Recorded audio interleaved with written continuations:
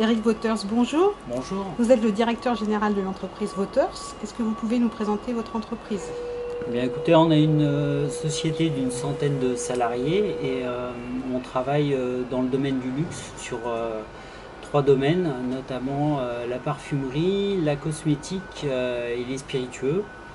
On fabrique des étuis pour ces trois marchés et depuis une centaine d'années.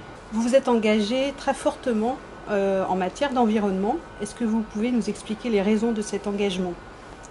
En fait, l'engagement qu'on a pris est une sorte de philosophie pour nous. Pour fabriquer des étuis, on coupe des arbres.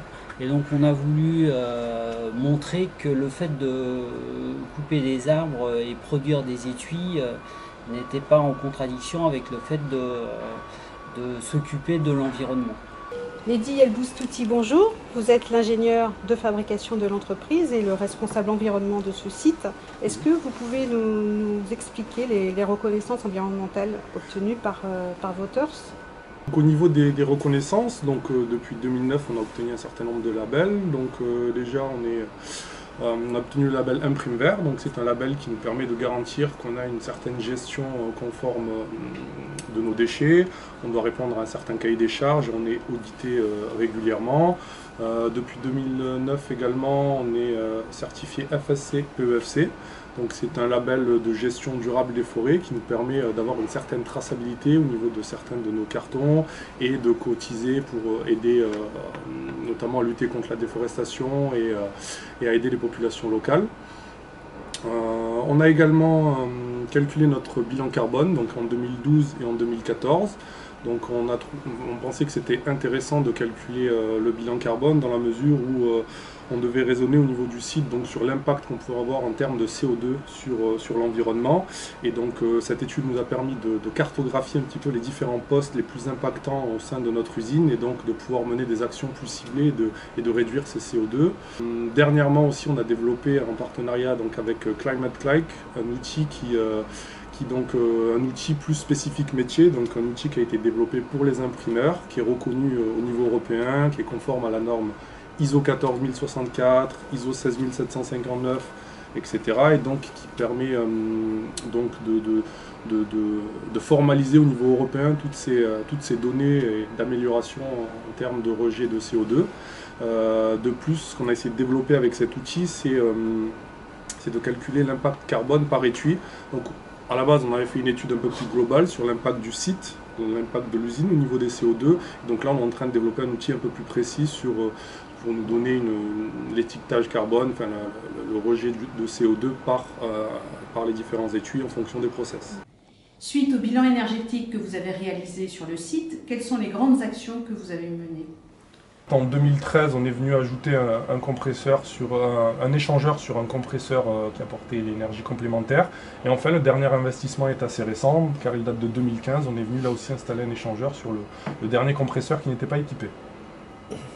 Au niveau des investissements, ce que ça représentait, les travaux initiaux qui ont été réalisés en 2012, ça représentait 10 kg €.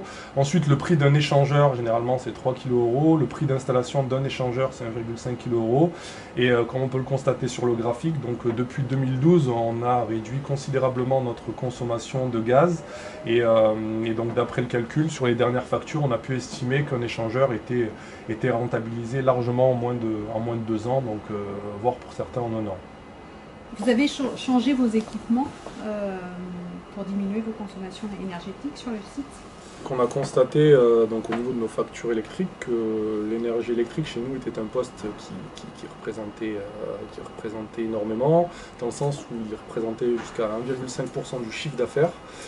On a décidé de mener des actions pour réduire notre facture d'électricité. On est passé notamment par l'investissement. Lors de notre dernière presse offset, on a opté pour un système beaucoup moins gourmand en électricité, notamment avec un système d'entraînement des moteurs qui permet de réduire la consommation électrique.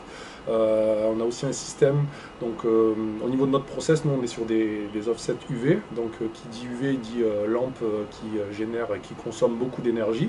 On a là aussi opté pour un système qui permet d'économiser jusqu'à 20% de moins par rapport au système précédent sur les lampes lorsqu'elles sont en calage par exemple, en stand-by.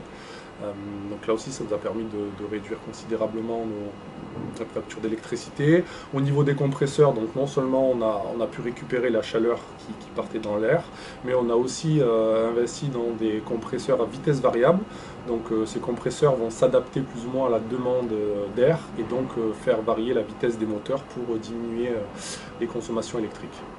Ce qu'on peut dire et ce qui est important pour la société Voters, c'est que si on s'est engagé avec tant de force dans l'écologie, c'est parce qu'à certains niveaux, on a réussi à avoir des économies importantes dans certains domaines, et notamment dans le domaine des échanges thermiques qu'on a pu voir précédemment au niveau des compresseurs.